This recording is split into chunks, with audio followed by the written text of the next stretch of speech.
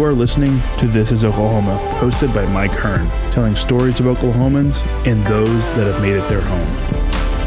Before we get into today's episode, I want to tell you a little bit about our current sponsors, the Oklahoma Hall of Fame.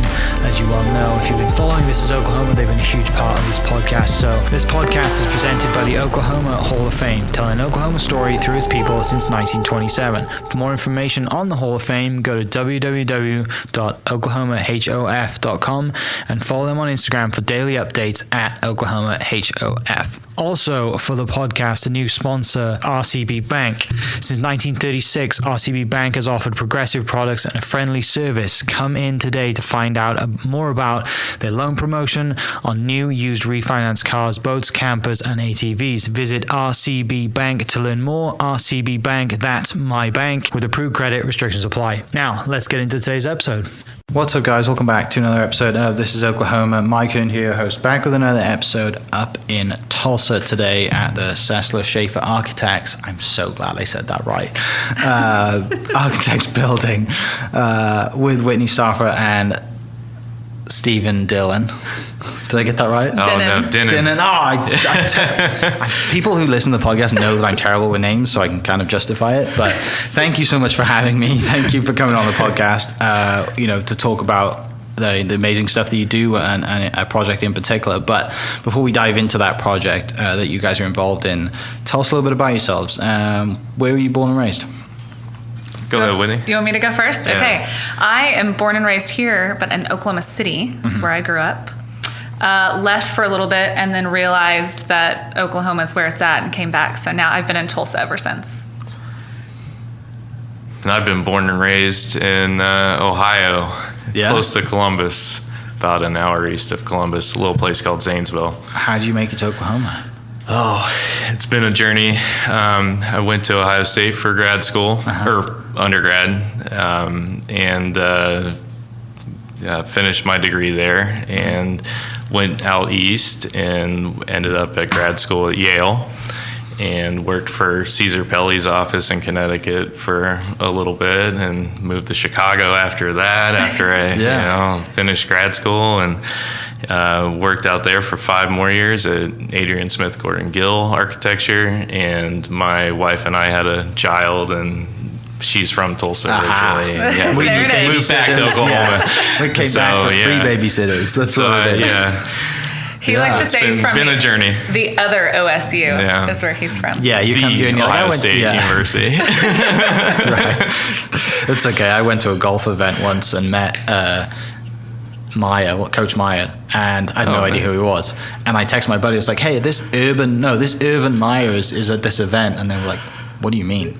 And it was the year that you guys won national championship, and I had no idea who he was. And they were like, you should go meet him. I'm like, why? My friends were so insulted. I was like, sorry, I have a really good buddy of mine who's like an Oregon Ducks fan, so I see. Super mad, right? So did you get his autograph? No. I do have a picture with some other big Ohio people who were there that week, though, in the golfing world. So, awesome. But that was the only time I've been kind of in the same room as him. But football is king. He's kind of a Columbus. legend, right? Yeah. We have that in common. Oh yeah. Ohio State. Yeah. I mean, how is Yale? Tell me about that before we go any further. What's grad school like at Yale? Oh man, intense. I definitely was drawn to Yale because they're obviously the Ivy League invitation, and it has so many different avenues and directions within the field of architecture that you can take. They offer a wide range of curriculum and different specialties, really, that you can really focus on where you want to be and how you want to, what you want to get from your education and how you want to use it afterwards. And you came away with a really, obviously, great education, and worked with the leaders in the field of architecture, anyone from Frank Gehry, the Zaha Hadid was there momentarily, and Todd Williams, Billy Shin. They were professors of mine, and one of my senior studios and learned a great deal from them. And they were a big influence on me, having them as a professor, which, it was just a great experience all around. Yeah. Well, you're obviously like pretty intelligent to get into Yale. So, you have to get that. Saying, right? It's like, I just applied and got in. No big deal. Just failed. Right. Whitney, what about you going east? Tell me a little bit about that. It was actually west, but West, sorry. No, you're good. I went to OU. I got a journalism degree there and just I thought I had to get out of Oklahoma, so went to Los Angeles, of all places. I met my husband in college, so we moved there together. We're the only people married, so we're this huge anomaly there. Anyway. Yeah. That was hilarious. We had so much fun. I worked in entertainment business, so it was fast and furious. You thought you were dealing with life or death situations, but we, in fact, were not. And it was really fun. We left it all there. We had a blast, including most of the money that I made while I was there stayed there, sadly. But then we decided, you know what, let's go be closer to family. We were spending all of our vacation and extra money traveling back to Oklahoma for weddings and holidays. So then it seemed, okay, this is silly. Yeah. So came to Tulsa, and I've really, really loved being here since. Right. But. So how do you get from like entertainment industry to working for an architect firm or being involved in an architect firm? Yeah. So I was always in corporate communications and PR. Okay. Came back here in 2009. Job market not great, kind of after the crash in 2008. Started working for a nonprofit. And learned kind of the lay of the land in Tulsa, which was really, really fun. And it was actually a board member there that recruited me to the industry and said, you would be great at business development. I didn't know what business development was at the time. I really had only been on the PR. And then at that point, I guess, kind of event planning, fundraising side of things. And got here, and I love architects. They're a bunch of type A yet creative people. It's perfect. You don't find that combination in many industries. So I just really fell in love with the industry. And I'm not a person. I can't represent or sell anything that I don't believe in. And so Selser Schaefer has always been at the top of their game here. So it was a really easy transition for me. Really easy to do. Yeah, right? Yeah. Yeah. Talking of the company then, what kind of, before we dive into the main topic, what other projects have you guys done around the area that people from Tulsa and Oklahoma might know? So we do a lot of community projects around, I think it's the last count was something north of 50 plus projects just in and around the downtown area of Tulsa. So that gives you the idea of how many projects we've done since 1993 here. And they're all a little bit different. So AHA downtown was one that really kind of started to get some national attention. It's an arts center in downtown Tulsa. And the Center for Creativity on TCC's campus. We've done a lot of work at Oklahoma State University. We've done, so that's higher ed. We've done K through 12. I mean, we've done a little bit of everything. I'd say right now, we have a lot of nonprofit clients. Those projects are really rewarding. We're really involved in our community. A lot of our staff serve on nonprofit boards and industry boards. So we're really involved. And that leads to a lot of projects in that way, which is super, super fun. So, and then right now, I mean, we're just finishing this. We're doing a master plan for Philbrook Museum. And we have national clients. So H-E-B Grocery Company in Texas, if you know anyone in Texas, they're like evangelical about their local H-E-B. They love it. So we're really lucky to get to work with them. And then Chick-fil-A on a national level. So. Oh, that doesn't suck, does it? Yeah.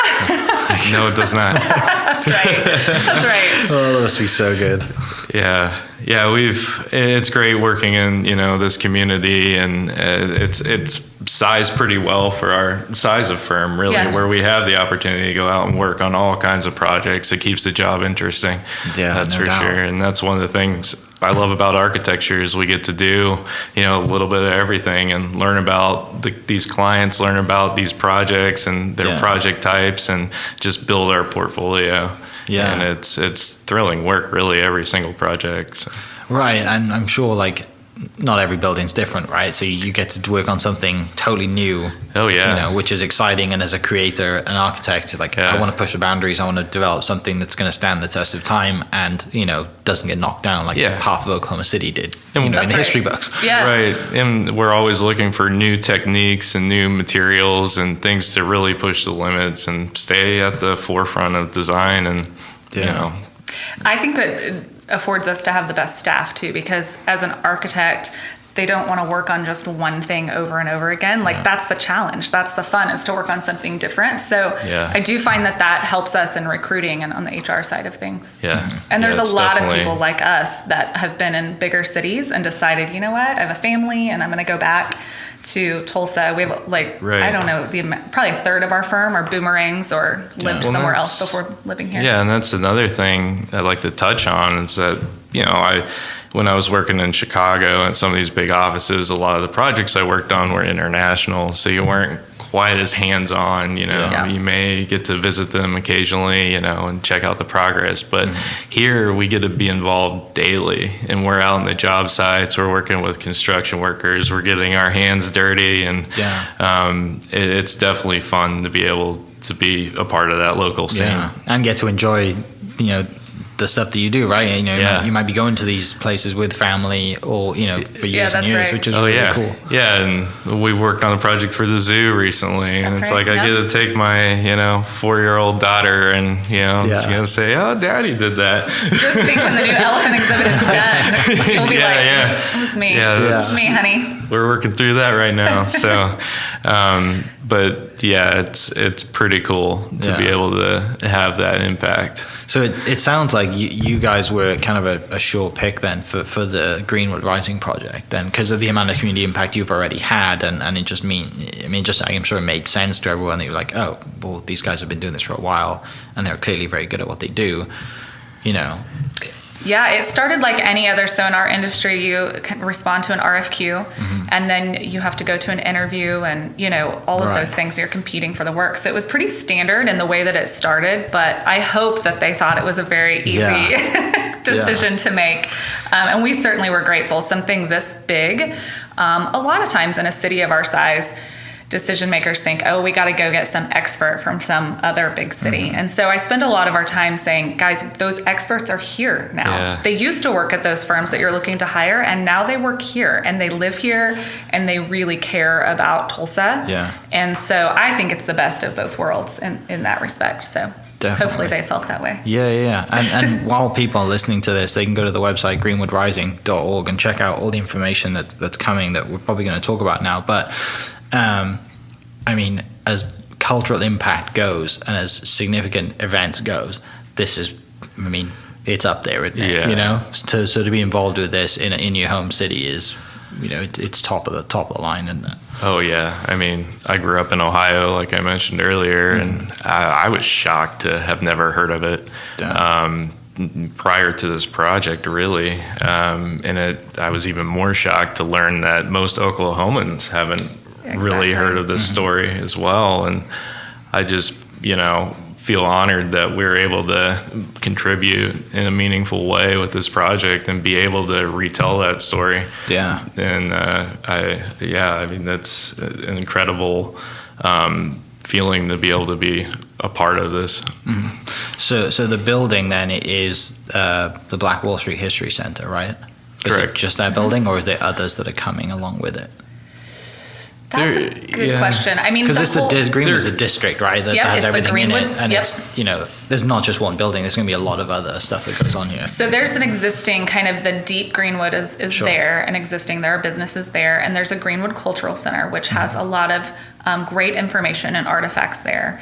And this is really tells the story kind of before, during, after the massacre itself. So it's not meant to be only about what happened 100 years ago, but kind of how the district rebuilt afterwards, the resiliency of this district, and then the interesting part is the ultimate decline was not the massacre.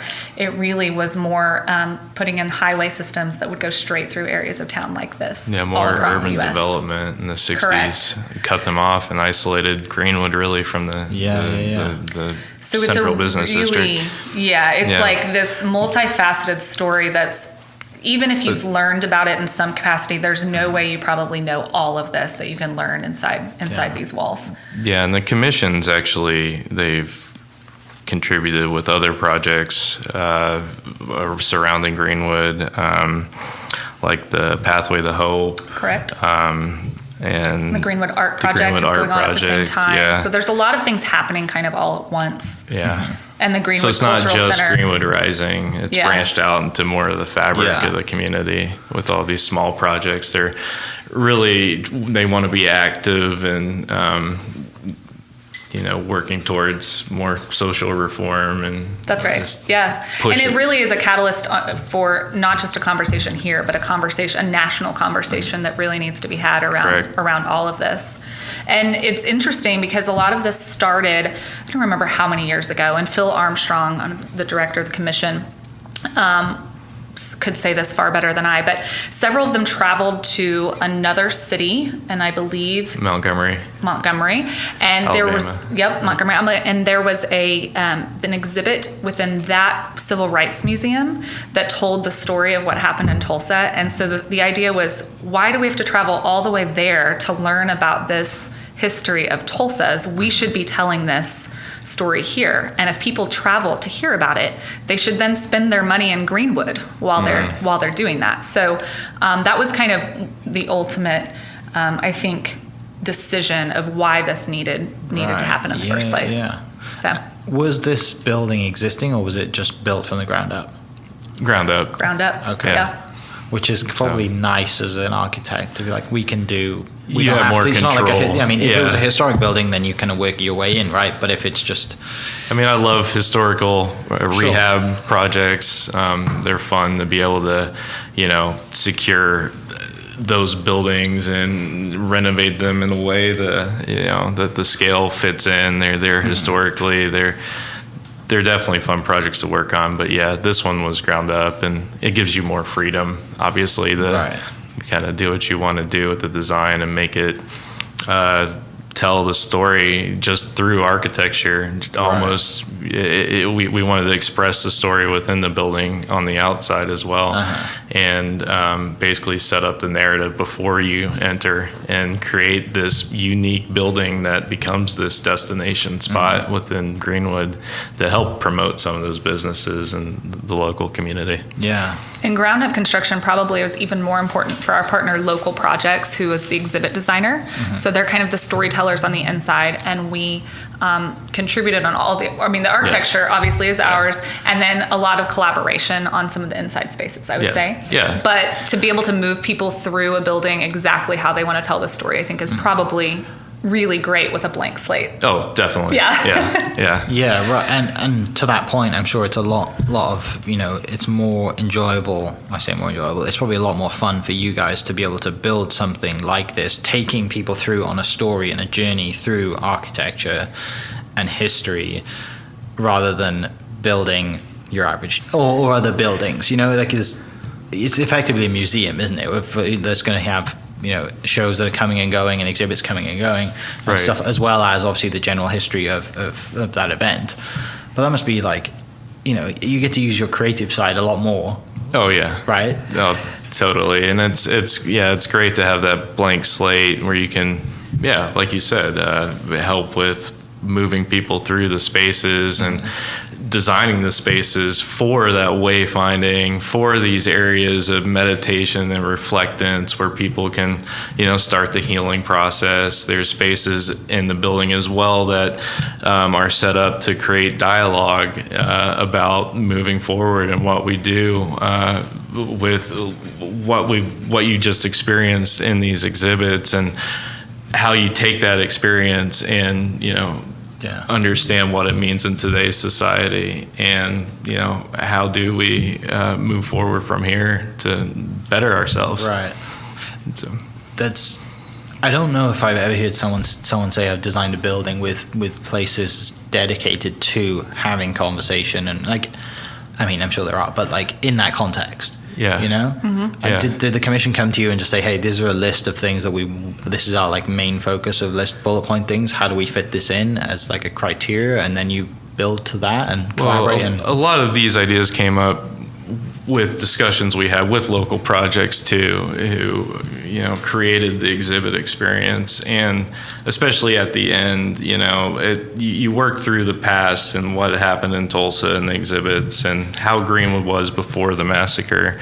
You get to the massacre, you see the devastation, and then coming out of that, you are inspired because you see how the community rebuilt and became stronger than ever really after the massacre, which many people don't realize. And, you know, later on you have their decline, and then you're through the exhibit space, and that's when you enter more of the future spaces that are dedicated to making a commitment to, you know, moving forward with this community and what you're going to do to, you know, better yourself. Yeah, and to your point, I think it just evolved over time. I mean, the whole project kept getting bigger and bigger and bigger because everyone they would talk to, even the funders, they'd say, "You've got to go bigger. This has to be a statement. This can't just be like a small exhibit. This has to be big. Like Tulsa deserves this." So it just kept evolving over time.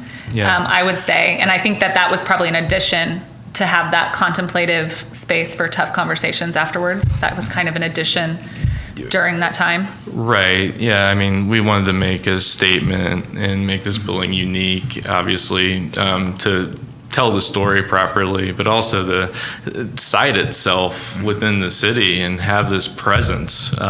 Basically located at the historic entrance to Black Wall Street is the perfect site. The building itself really makes a powerful statement. Just by being on that corner and projecting out over the street. And it's about welcoming you to the district and being this new gateway to Greenwood and representing the future of Greenwood.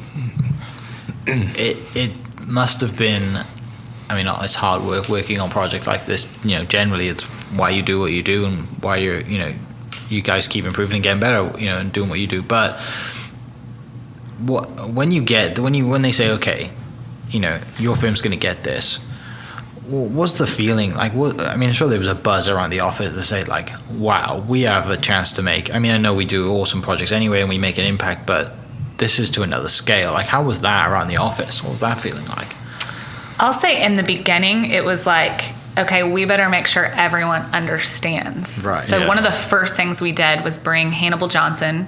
He is a historian and one of the best to present. And I'd actually heard him present as part of Leadership Tulsa a few years prior. And so the first thing we did is bring not only our team internally in our office, but our partners on the project, our engineering partners, in so that he could give this presentation and people could understand. Because like we said before, I'm from Oklahoma City. I grew up not knowing anything about this. The first I heard of this massacre was through that Leadership Tulsa program, which is crazy. Yeah. So I knew that there had to have been more in our office. And it really was shocking, I think, for a lot of people in our office. And he does a really nice job of telling that history in a way that it can be heard, if that makes sense, because there's so much race relations. You could infer politics. You could do all of that in these conversations. Right. Yes, but he does such a wonderful job of telling the story in a way that you're able to hear it. Well, and you know, when we originally designed the building, before we did anything, before we put pen to paper, we wanted to know the story. Yeah, it was important that we knew the story first, and not just the story about the massacre, but about the whole history of Greenwood, because that's really what the building's about. Yeah.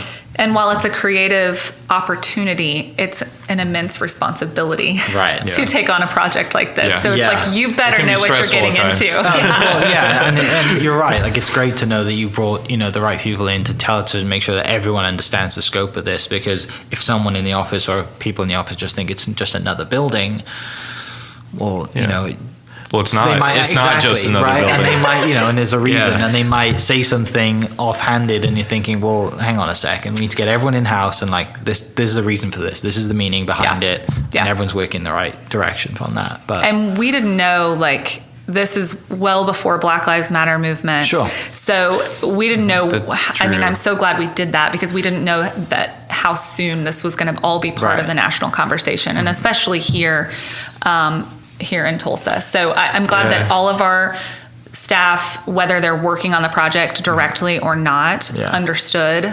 because they're now associated with it and need to know how to represent it. Yeah. So this was open a little bit, right? A couple of weeks ago for the event. correct. Yeah. Yeah. The Pathway to Hope opened the Friday before. It did. I believe. Yeah. And then the official dedication of Greenwood Rising was on The Wednesday, the following Wednesday. Yeah. and all the dates are escaping me now. Yeah. It's There been were a a lot blur. of events It's that been a blur. happened really quickly. Was the center open for a little bit during that time so people could kind of see a little bit of it? I know it's not finished now, but well, so they following the opening, they were open for 10 days and basically opened up the building for direct descendants and survivors of the massacre to have the first viewing, which I think was a great thing. That's special. Yeah, it was very really great. special, and I just couldn't speak enough to the amount of effort it took to fast track this building. We broke ground, when was it? August, but construction didn't start until December. So 5.5 months of, and just an ice storm really and fast everything else place. that's happened. Yeah, making this Crazy. happen. And the construction teams, our design teams, just pulling extra hours to get it done on time. I mean, it's truly an incredible project just to see really the entire community coming together to make it happen. And I mean, it's incredible how much this building means to everyone surrounding it, even the people working on it, to dedicate yourself to something like that, especially a construction project in that short amount of time. Totally. Shout out to Crossland Construction because they worked round the clock to make that happen so that people could get in on that dedication day, which 100 years anniversary, it's pretty significant. Yeah, you can't it's miss a pretty that big date, deal. can you? Yes. Yeah. So to be able to get those descendants of the survivors and descendants of anyone of Greenwood actually to get to go through the space first, I think was really, really meaningful. Yeah. And I still have not been through the space completely with all the exhibits on, I can say, because I was not going to step in front in Right. line Yeah. of anyone that needed to be there first.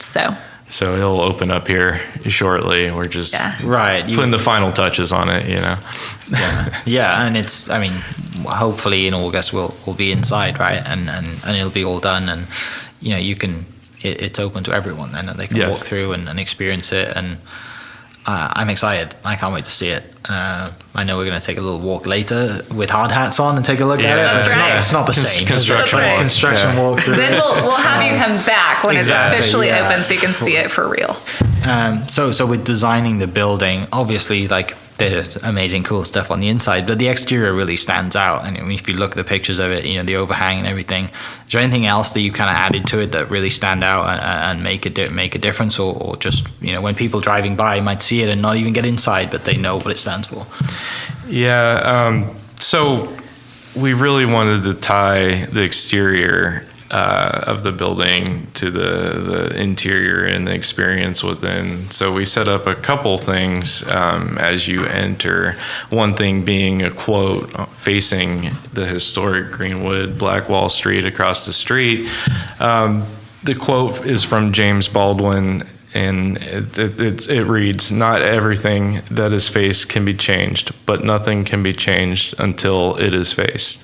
And we worked with the commission, and they sent out a survey to the community. Yeah, and there were like this 3 quotes for us to choose from, I think. There were a couple quotes to choose from, and this is the one that, once again, it's about the community building this project, and this was the one that was chosen, which I think it's just the perfect way to set up this experience of the exhibits on the interior. And it really, in just a few words, just says what the project's about. Yeah, that's exactly right. There's also one of my favorite exterior features is there's a skylight right in front of the door, and there's a cutout that you kind of don't see when you're walking up, but it says 1921. So when you are walking up on the sidewalk, it says 1921 right before you open the door. So it kind of sets it up what you're about to walk into. Yeah. So this Oculus or skylight, whatever you want to call it, architecturally, but See, we can see the architecture, right? So the sun, we put the 1921, the date of the massacre, obviously, on a signage band at the very top, and the sun hits it and projects the shadow across the entrance to the building, which is really cool to see it trace through there throughout the day at different times. It's in different locations, but it's about this setting up this narrative and having the building, interrelate with what's on the interior. And then when you step in, it's it's beautiful. The scale of it is really, really nice. And we can go back to that in a second. But one of the first exhibits, there are actual railroad tracks on the ground that you have to step over. Mm-hmm. So symbolically really setting up what you're getting into. And then one more teaser is just that. So The Watchmen, I don't know if you saw that. It was on HBO. And the very first episode had a really graphic scene from what it was probably like in while the massacre was going on. And it's really intense. And that's really what started a lot of this attention on this.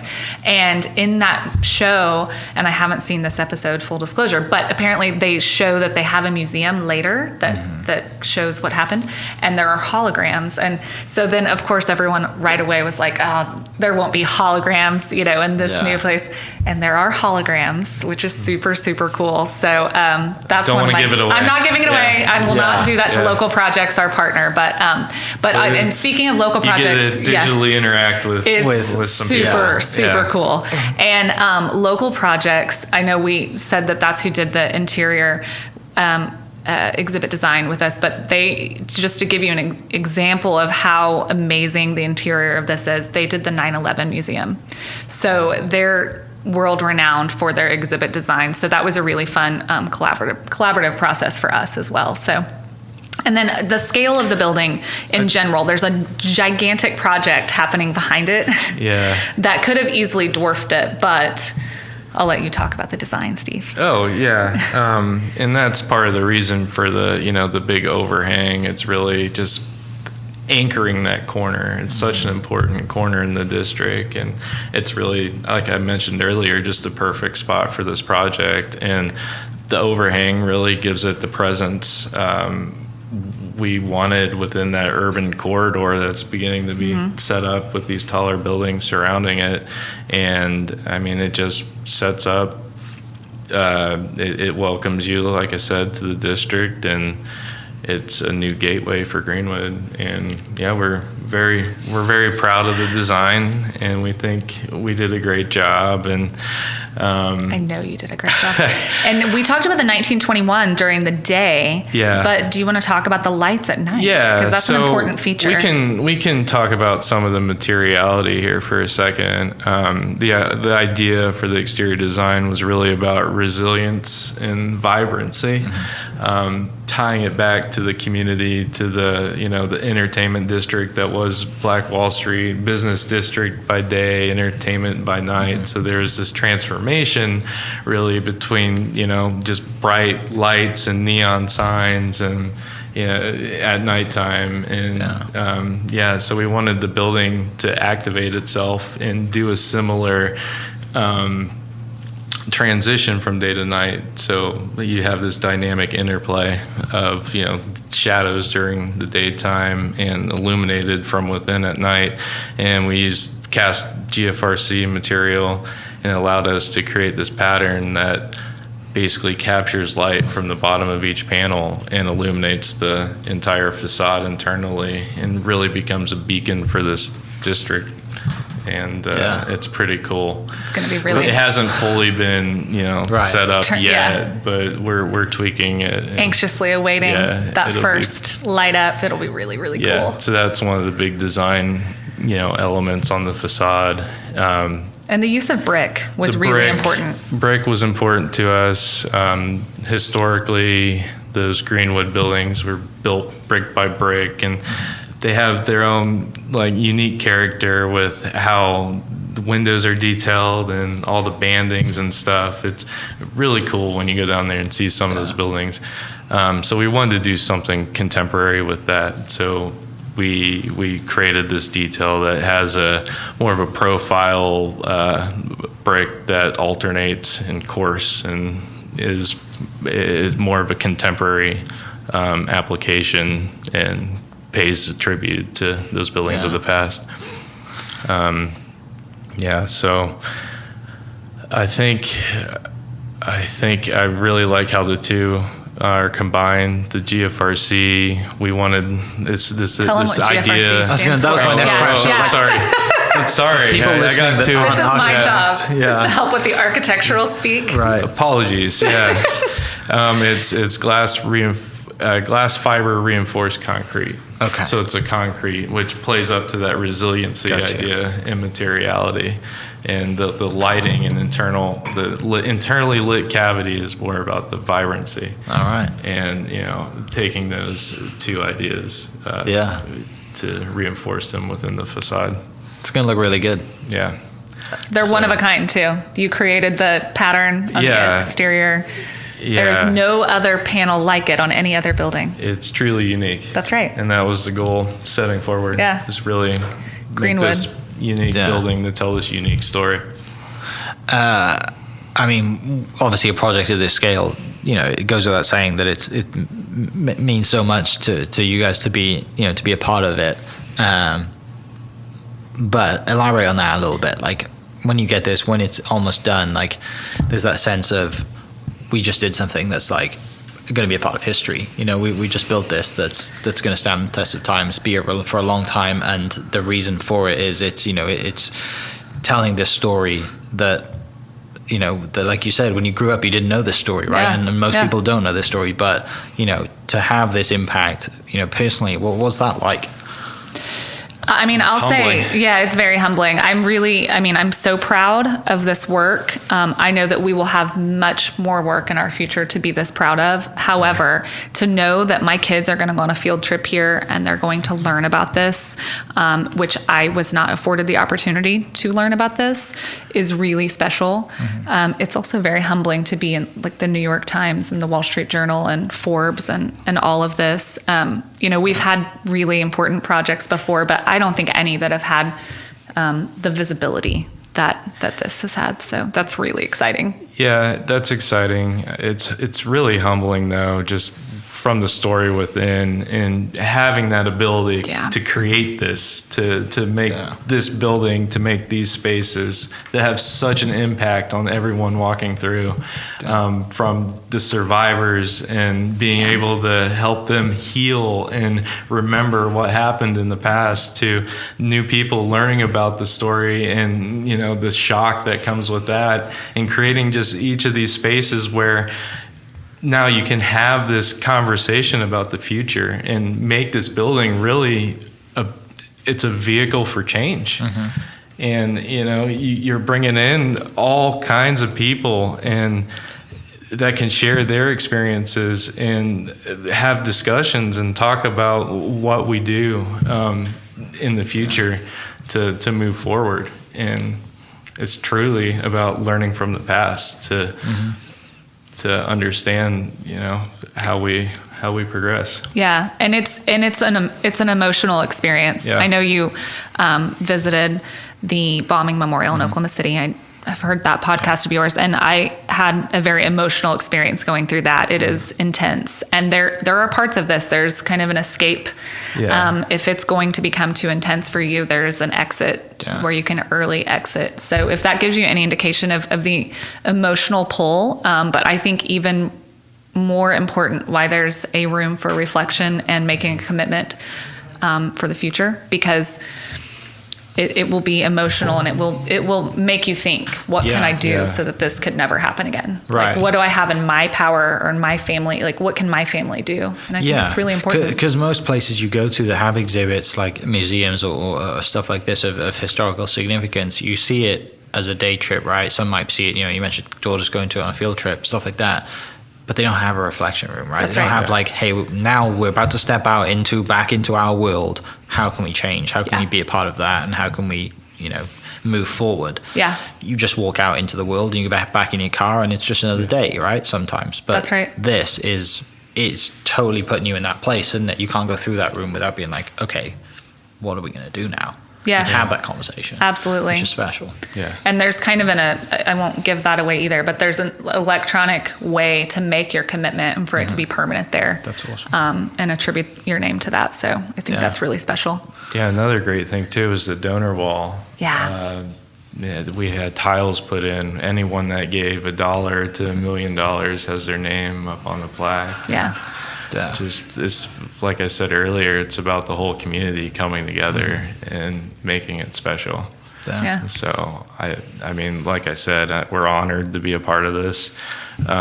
We really put our heart and soul into designing this. We know how important it is for everybody, and it's just so. I get a little emotional talking about it too. I can but see it's just incredible. As an architect, you just don't have this opportunity very often, and when you do, you just gotta nail it. So I can see that, even though you didn't grow up here, right? And obviously Whitney, you did, and it means so much to you from being here. But from both of you, and even from the firm's perspective, it's not about architecture. It's about much more than that. That's exactly and right. That's the feeling, and that's what I get from listening to you guys speak about it. Because you're not speaking about it as the architect firm. You're speaking about it as human beings that are making a change, and that's really cool. Right. Yeah. So. And not everyone gets to do that through their profession. So the fact that we have this really great opportunity to do that is amazing. Yeah. Well, guys, I really appreciate your time. Thanks for sharing. Thanks for teasing some things. I'm sure Steve's like, don't say it. Don't say it. But hopefully, for people listening, you can go to the website, greenwoodrising.org, and keep an eye on everything that's happening. And then, the date tentatively, hopefully, will be open end of July, early August, depending on weather and stuff. But for everyone listening, I'll post the link to the website, and you can go check that out. And we'll catch you next episode. Cheers. Thank you. Thank you for having us. This podcast is presented by the Oklahoma Hall of Fame, telling Oklahoma story through its people since 1927. For more information on the Hall of Fame, go to www.oklahomahof.com and follow them on Instagram for daily updates at OklahomaHOF. Also, huge shout out to RCB Bank for jumping on board to be a sponsor. RCB Bank's loan promotion is here for a limited time. Head into any of their 40 Oklahoma locations to get as low as 1.79 APR on your next car, boat, camper, or ATV. Apply online at rcbbank.com. RCB Bank, that's my bank. Rate and finance with approved credit. Restrictions apply. And member FDIC. Huge shout out to my sponsors. Thank you for listening. We'll catch you next episode. Cheers. Thank you for listening. We are inspired by those around us and hope that you are too. Make sure you subscribe to this podcast on your favorite podcast platform and leave us a review so we can keep telling your stories. For more great Oklahoma content, follow This Is Oklahoma on Facebook and Instagram.